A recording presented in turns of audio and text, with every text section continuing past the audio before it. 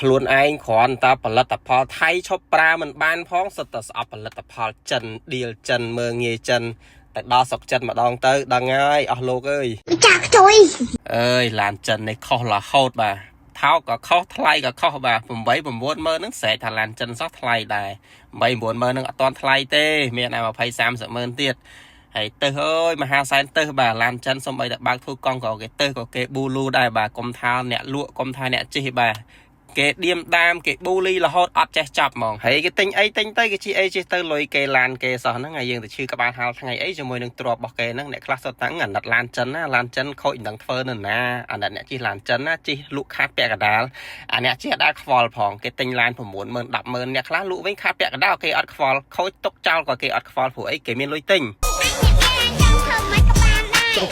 ហើយអ្នកដែលស្រែកអាណិតគេអ្នកដែលប៊ូលីគេហ្នឹងបើតាមខ្ញុំមើលទៅអត់មានលទ្ធភាពសំបីតែជិះឡានចិនបាទអញ្ចឹងមើងងាយគេធ្វើអីបាទយើងគួរតែខំប្រឹងអាណិតខ្លួនឯងវិញដែលយើងអត់មានលទ្ធភាពជិះដូចគេបាទកុំទៅប៊ូលីគេបាទខ្ញុំនិយាយនេះខ្ញុំមិនមែនសំដៅទាំងអស់ទេខ្ញុំសំដៅមនុស្សមកចំនួនតូចដែលចូលចិត្តបង្អាប់គេថាឲ្យគេប៊ូលីឡានគេអញ្ចេះឡានគេអញ្ចោះទាំងខ្លួនឯងហ្នឹងអត់មានសមត្ថភាពទិញដូចគេទេ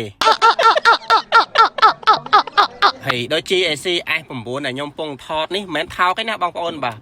$60000ជាងកំងពីរោងចក្របាទពណ៌តែពណ៌ពិសេសទៀតបាទអានេះប្រហែលជាមកស្រុកខ្មែរមានតែមួយពណ៌នឹងឯងបាទមានតែមួយគ្រឿងនឹងឯងមកទៅបាទហើយ Leopard 5នេះមិនមែនថោកទេបងប្អូនបាទ$60000ជាងបាទអញ្ចឹងឡានពីរហ្នឹងបូកចូលគ្នា$100,000ជាងបាទអញ្ចឹងសួរថាមនុស្សគេអត់មានគំនិតមែនដែលគេយកលុយ5 60000 $70000ហ្នឹងយកទៅទិញឡានចិនហ្នឹង